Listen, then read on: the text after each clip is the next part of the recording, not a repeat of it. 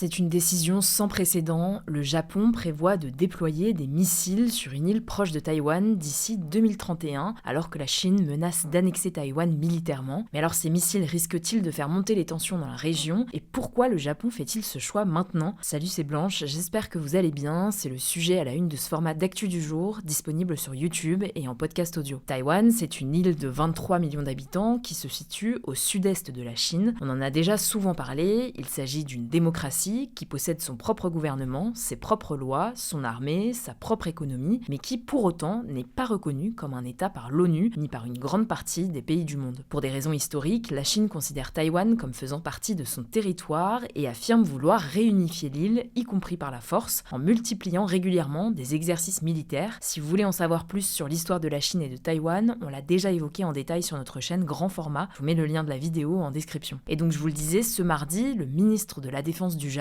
a annoncé le déploiement de missiles sol-air capables d'intercepter les engins volants et les missiles sur une île proche de Taïwan d'ici 2031. Cette île, c'est la petite île japonaise de Yonaguni qui se situe à seulement 110 km à l'est de Taïwan. 110 km, c'est à peu près la distance entre Paris et Rouen. À titre de comparaison, aux points les plus proches, la Chine continentale se situe à environ 130 km de Taïwan. Autrement dit, il s'agit d'une île très stratégique pour le Japon. Depuis 2016, elle abrite déjà une base des forces d'autodéfense japonaises utilisées pour surveiller les activités aériennes et maritimes chinoises autour de Taïwan. Le Japon prévoit maintenant d'y installer des missiles d'ici 2031. Le pays avait déjà annoncé en 2022 son intention de le faire, mais une date précise a donc enfin été fixée. Et ce n'est pas tout, d'ici 2027, le Japon compte également déployer sur l'île des systèmes capables de perturber les communications et les radars chinois. Alors vous vous en doutez, ce renforcement de la présence militaire japonaise dans la région est loin de plaire à la Chine, on va en reparler dans un instant. Mais avant ça, quel intérêt le Japon a-t-il à s'impliquer autant autour de Taïwan et de la Chine au risque de provoquer la Chine? Eh bien déjà, je le disais, le Japon est à seulement quelques centaines de kilomètres de Taïwan. Un conflit entre la Chine et Taïwan toucherait donc directement le Japon, puisqu'une telle attaque mènerait très probablement à une guerre mêlant de nombreux acteurs dans la région. En cas de blocus de Taïwan par la Chine, par exemple, les routes maritimes autour de l'île, qui sont vitales pour l'économie du Japon, se retrouveraient très perturbées, voire inaccessibles, car trop dangereuses, ce qui impacterait directement le Japon et les pays voisins. Et si à terme la Chine parvenait à contrôler Taïwan comme elle le souhaite, elle pourrait projeter plus facilement ses navires et ses forces militaires dans la région. Or, cette zone est d'autant plus sensible que la Chine revendique de nombreuses îles hors Taïwan. Par exemple, l'île de Senkaku-Diaoyu est sous administration japonaise, mais la Chine et Taïwan la revendiquent également, ce qui provoque régulièrement des tensions dans la région. Si ça vous intéresse, on avait déjà parlé de ce sujet dans ce format, je vous mets le lien en description. Autre point de tension notable ces derniers mois, en novembre dernier, la nouvelle première ministre japonaise, Sanae Takaichi, a laissé entendre que le Japon pourrait répliquer militairement pour soutenir Taïwan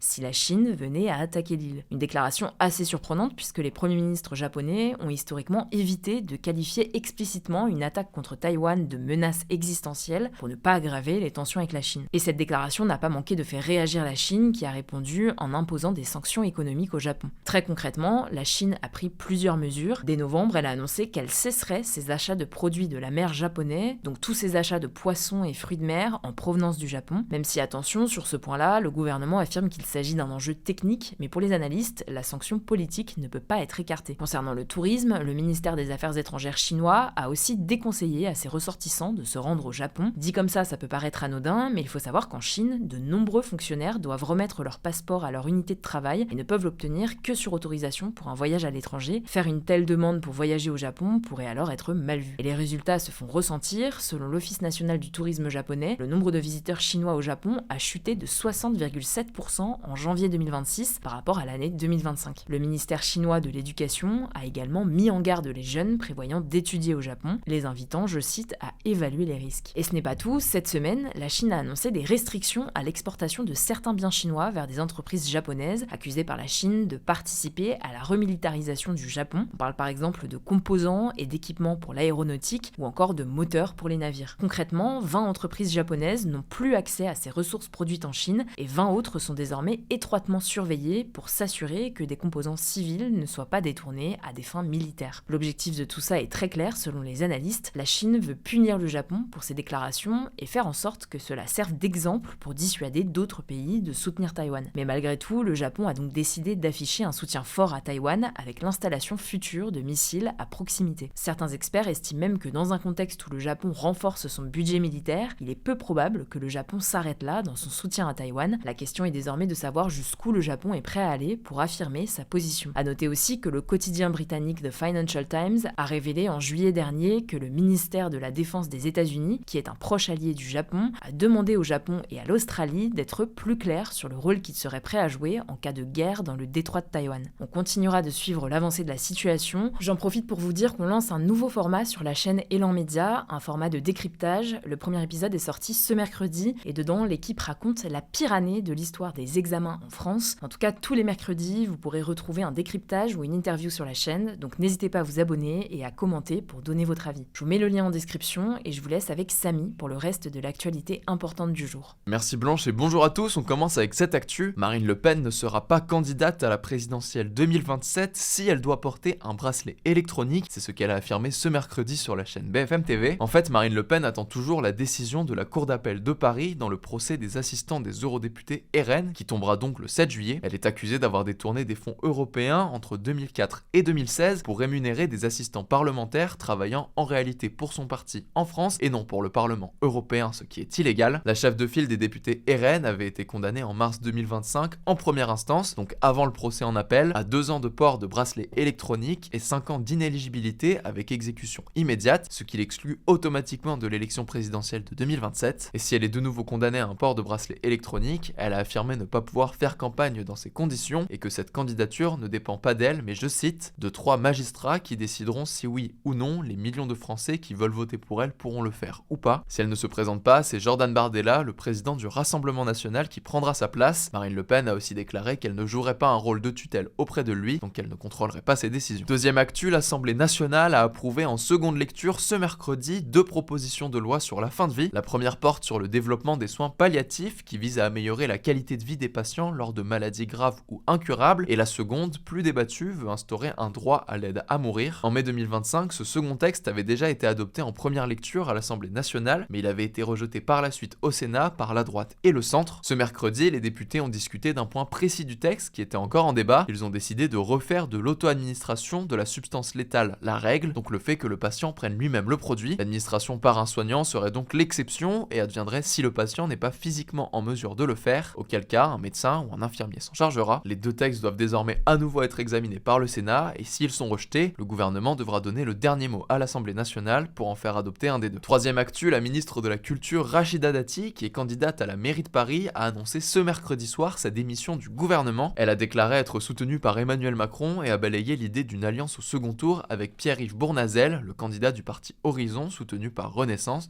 donc le camp présidentiel. Rachida Dati est restée plus de 2 ans au ministère de la Culture malgré plusieurs changements de gouvernement. Sous son mandat, le budget de la culture a été réduit de 200 millions d'euros dans le projet de loi de finances 2026. Le projet de réforme de l'audiovisuel public qu'elle a porté, qui devait notamment fusionner France Télévisions et Radio France, est quant à lui aujourd'hui abandonné, et Rachida Dati a aussi dû faire face au cambriolage du musée du Louvre. A noter qu'elle est aussi impliquée dans plusieurs affaires judiciaires. Même si elle est élue à la mairie de Paris, elle sera jugée en septembre pour corruption et trafic d'influence dans l'affaire Renault-Nissan. Quatrième actu, l'environnement est encore peu couvert par la presse écrite, selon une étude de l'Observatoire des médias publiée ce jeudi. En moyenne, 6% des articles de presse ont couvert les enjeux environnementaux en 2025 selon cette enquête. Alors l'Observatoire note tout de même un traitement plus régulier dans la presse écrite qu'en télévision et en radio, et les sujets environnementaux ils sont aussi moins soumis à l'actualité chaude comme les inondations ou les canicules. Alors parmi les journaux qui traitent le plus de sujets, on retrouve Libération, La Croix ou encore Le Monde, dont 9% des articles traitent des enjeux environnementaux. Et parmi les moins bons élèves, on retrouve le Journal du Dimanche, propriété de Vincent Bolloré, qui en parle à seulement 3%. L'Observatoire souligne aussi que la presse quotidienne régionale, où les journalistes sont pour beaucoup en cours de formation, parle moins de ces sujets que la presse nationale. Et enfin, le rapport recense un vocabulaire péjoratif lié à l'écologie présent dans plusieurs quotidiens, comme Ayatollah vert, écologie punitive, Khmer vert, et la palme de l'emploi de ces termes revient aussi au JDD. Le Journal du Dimanche, Marianne et Le Point sont les journaux qui utilisent le plus ces formules. Cinquième actu, l'ONU a donné son feu vert ce jeudi au premier projet de crédit carbone dans le cadre de l'accord de Paris, un système conçu pour aider les pays riches à tenir leur engagement climatique. En fait, depuis l'accord de Paris signé en 2015, les pays ont des objectifs de réduction des émissions carbone bien précis. Concrètement, ce crédit carbone permet à un pays qui dépasserait ses limites fixées d'émissions de CO2, qui sont responsables du changement climatique, de vendre ces réductions en excès à un autre pays qui serait en retard sur ses propres objectifs. Par exemple, une entreprise sud-coréenne va financer en Birmanie un projet programme visant à remplacer les foyers de cuisson traditionnels, alimentés au bois ou au charbon, par des équipements plus efficaces et moins énergivores. Ces projets sont censés faire baisser les émissions de CO2 et donc en finançant ce programme, la Corée du Sud va obtenir des crédits carbone qu'elle pourra comptabiliser pour diminuer le volume total de ses émissions. Mais il faut quand même savoir que ce système est critiqué, les détracteurs du mécanisme dénoncent un passe-droit donné à certains, souvent des pays riches, pour ne pas réduire leurs propres émissions, puisqu'il leur suffirait de payer pour être en conformité avec l'accord de Paris. Et on termine avec cette actu culturelle, le réalisateur